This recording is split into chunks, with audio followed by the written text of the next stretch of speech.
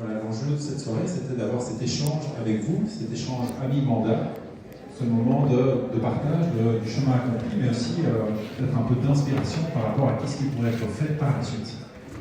Et donc, ma question sera la même pour toutes et tous, et je vais commencer par M. Elie, à droite. Sur base des échanges que vous avez ce soir, est-ce que vous pouvez partager un élément d'inspiration, un élément qui vous inspire pour la suite de votre mandat? Mais je vais parler de climat parce que pas mal de gens m'ont dit mais il faut que la ville montre l'exemple. Et on a beaucoup discuté de tous les projets que la ville avait parce qu'en fait ça nous donne des envies d'aller dans cette même direction. Donc je vous invite vraiment à participer à l'appel à projet climat. Il y a des budgets qui sont prévus, il y a des projets qui peuvent être soutenus et donc allez-y. Et nous on continuera à isoler le bâtiment parce que c'est la direction dans laquelle on doit aller pour régler à la fois les problèmes qui se posent aujourd'hui avec l'Ukraine, et la ville de Bruxelles est très heureuse d'accueillir les réfugiés ukrainiens, comme vous avez vu, mais il faut aussi qu'on peut se rendre moins dépendant, voire plus dépendant du tout des énergies fossiles, et on doit tous aller dans la même direction.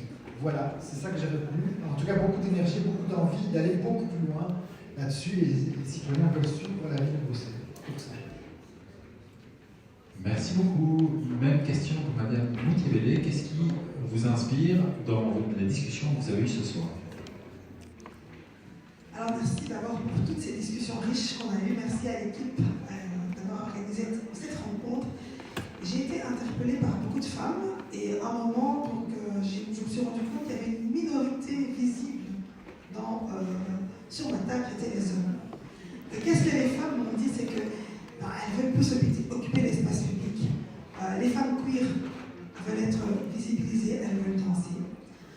Les femmes veulent danser dans l'espace public, avoir des lieux d'expression où elles peuvent danser en ville en toute sécurité pour pouvoir se détendre, pour avoir une énergie positive. Et ça, c'était très marquant pour moi. Donc, les femmes veulent vraiment exister dans le centre.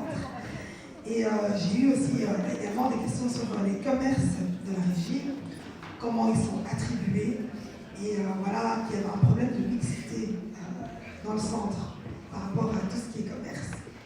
Et bien sûr, le logement.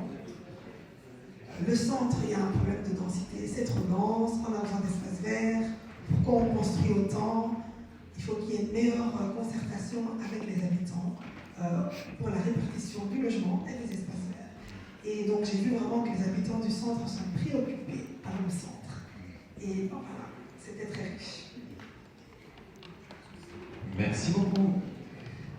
Madame Oeba, wat neemt u mee van die uitwisselingen deze avond? Wat heeft u geïnspireerd voor de volgende 2 jaar? Vele idées. C'est vraiment chouette de voir le dynamisme des habitantes et des habitants, que ce soit dans le quartier Saint-Jacques, que ce soit les commerces aussi qui ont envie de porter aussi une série d'initiatives autour de la culture, des habitantes et des habitants qui ont envie qu'on vienne apporter des touches de couleur à travers des fresques street art notamment. Alors il y a toujours évidemment cette question qui est absolument légitime et à laquelle c'est toujours compliqué de trouver la seule et unique réponse, qui est cet équilibre qu'on essaie de trouver entre l'habitabilité de nos quartiers et l'attractivité de la ville. Donc comment organiser des événements et des animations qui permettent d'attirer des gens au centre-ville, parce qu'on sait aussi que pour les commerces c'est important, tout en respectant aussi la paix dans les quartiers et de pouvoir aussi profiter d'être chez soi tranquillement. Donc ça reste le défi, je pense, auquel on ne réussira jamais à répondre complètement, on n'arrivera jamais à mettre tout le monde d'accord là-dessus, mais en tout cas on fait toujours le maximum pour être à l'écoute et pour essayer de trouver cet équilibre evenwicht tussen de aantrekkelijkheid van onze stad en ook het feit dat het ook fijn is om daar te wonen, parce qu'on essaie évidemment d'attirer des touristes, c'est important, mais que vous puissiez aussi vivre paisiblement dans nos beaux quartiers. Merci beaucoup. Même question pour Madame Gélade. Un élément d'inspiration que vous gardez de la soirée. Merci, bonsoir, goedenavond. Ce que je retiens, c'est quand même des tables, je dirais, de discussion constructive. Alors, je sais que le Pentagone, évidemment, c'est le lieu où il y a le plus de monde au niveau de la ville de Bruxelles et qu'en matière de propreté, c'est extrêmement compliqué. J'ai bien entendu et bon voilà, c'est difficile aussi quand on dépend aussi d'autres services et qu'on n'a pas toujours l'occasion d'avoir la main Beaucoup de choses sont faites, ce n'est pas suffisant. Moi je retiens en tout cas cela. Le Pentagone est le cœur de Bruxelles et il mérite encore plus d'action. Ce que je retiens aussi, on a beaucoup parlé pipi caca ce soir, je suis désolée. Mais voilà, il faut des toilettes publiques, il n'y a rien à faire. Il y a plus de gens qui consomment, il y a plus de gens qui ont besoin d'aller aux toilettes. Ça fait partie aussi de nos besoins, je dirais, nous les humains. On ne peut pas se cacher de ça. Il faut plus de toilettes publiques et plus de toilettes qui soient nettoyées. Je l'entends bien, on a déjà lancé des choses, ce n'est pas suffisant. Mais bon voilà, et je remercie en tout cas ceux qui sont venus à ma table pour venir avec des idées aussi et pour soutenir les politiques qui sont déjà mises en place. Mais on ne lâche rien, on continue et on y arrivera. Merci. Merci beaucoup.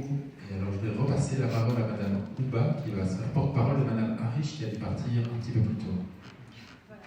Imaginez que je suis Foussé Harish, qui a malheureusement dû partir et qui m'a demandé de faire un petit retour aussi, évidemment. Donc, ce qu'elle souhaitait souligner et partager avec vous, c'était le grand intérêt qu'elle avait vu à cette table au niveau de l'instruction publique, où il y avait aussi notamment des personnes de l'administration qui étaient là, mais des personnes vraiment intéressées par cette thématique-là. Donc, juste, voilà, elle voulait vous passer ce mot pour ce soir. Merci beaucoup de l'avoir représenté.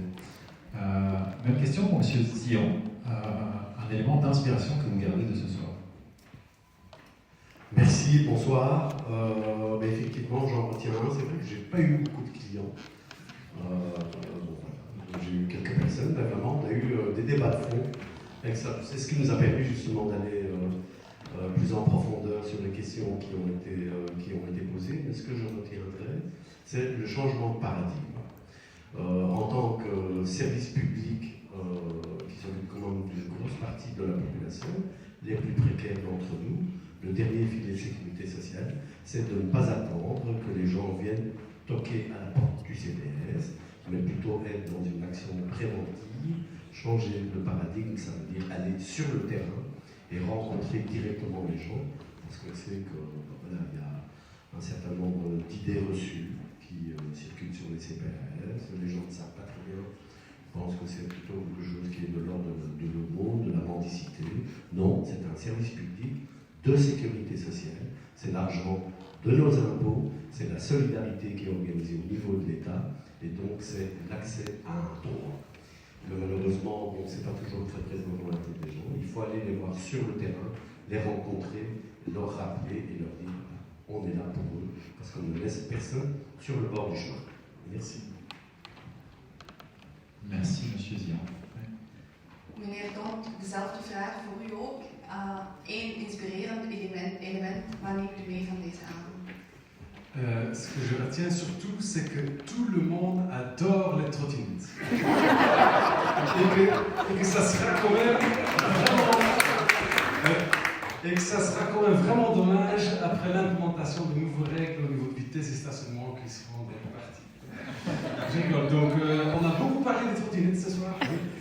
Mais aussi d'une ville accessible pour tout le monde, les jeunes et moins jeunes. Et donc ça, c'est quelque chose qui est revenu beaucoup de fois, qu'on doit quand même investir dans une ville accessible pour tout le monde.